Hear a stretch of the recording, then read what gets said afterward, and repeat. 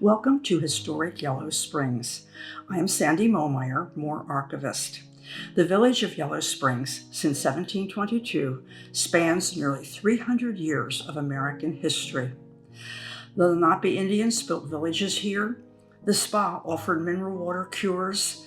Civil War orphan children found a home here.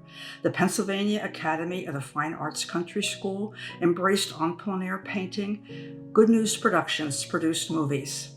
We, Historic Yellow Springs, are proud to state that with this distinguished history of people, events, architecture, a nearly timeless environment, all with historic associations, a lasting impression is enjoyed by all who visit. Because of this, our unique village takes its place on the National Register of Historic Places, as well as being the historic district for West Pikeland Township. There is no village like it. We will focus on our role on the post-Civil War and the road to recovery.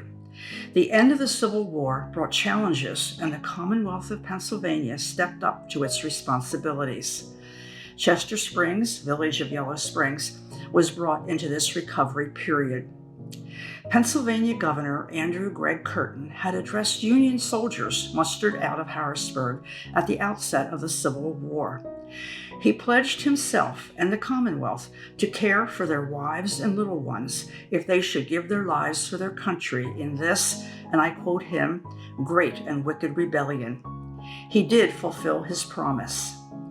On Thanksgiving morning, November 26, 1863, two soldiers' orphans appeared at the door of the Executive Mansion asking for bread. Governor Curtin realized that the Union had been preserved by the self-sacrifice of the slain soldiers, and he needed to make good on his pledge.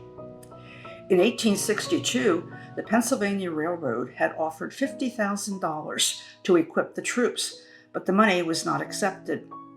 In 1863, Curtin wrote the president of the railroad to ask if these funds could be used in educating and maintaining destitute soldiers' orphans. The railroad approved. Thus, the Act of 1864 approved accepting the $50,000 from the Pennsylvania Railroad and the state to appropriate the additional funds needed to establish the orphan school system. It was proclaimed a system the glory of which will resound through the ages. The program was to provide for colored soldiers' orphans. They are listed this way in the documentation, and it was the phraseology used during this time in history. But difficulties existed. The Home for Colored Children at Malinville in Philadelphia, now part of University City, had some Black War orphan children and was the only institution to which these children were admitted. Finally, the Act of 1867 called for a specific school for needy children of Black troops. Bristol College, near Bridgewater, Bucks County, was purchased and opened for the reception of Black soldiers' orphans in 1868. Enrollment reached 236. It was reported that the school compared favorably with any of the schools in the state. The Chester Springs Soldiers' Orphan School also opened in 1868 and could accommodate 300 children.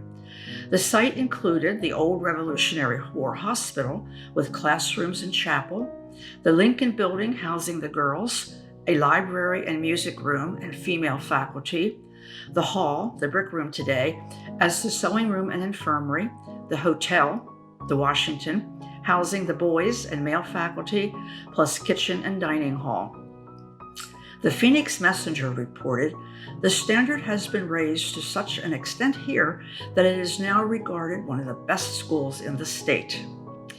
It is interesting to note that Black boys and girls are identified in photographs of life at the Chester Springs School, but no names given. No records are available to document how they came to live here, but they are shown participating in events and not segregated, and all were educated, dressed, and housed in like manner. The principal's reports do identify and describe two young boys of color who died while attending our school. Nathaniel Pierce was 9 years old and died in 1910. It was reported that he was never in good health, suffering heart disease. His body was returned to his mother, and he is buried in Bellefonte, Pennsylvania. Walter Cuff from Fulton County was 10 years old. It was reported he died of marasmus, which is described as wasting disease. It was impossible to find friends or family of Walter, yet, and I'm quoting, gentle hands administered to his comfort, beautiful flowers were placed on his casket, and a service was held in the chapel. Walter was then buried at the cemetery at the Vincent Baptist Church. He was given a proper burial along with other children who did not have family to claim them. A granite obelisk marks the site of these graves. Reports tell us that on Memorial Day, the children walked to the cemetery, the brass band played patriotic tunes, and the graves of fellow pupils were decorated with flowers. James Lowry Paul, chief clerk of the Department of Soldiers' Orphan Schools, wrote, "It would in fact be within the limits of truth to affirm that the Keystone State has done and is doing more to succor the offspring of her soldiers who lost life or limb in their country's service than all the other states combined." Many of these offspring were given a home and education at Yellow Springs, and all here, white and black children, were treated equal in life and death.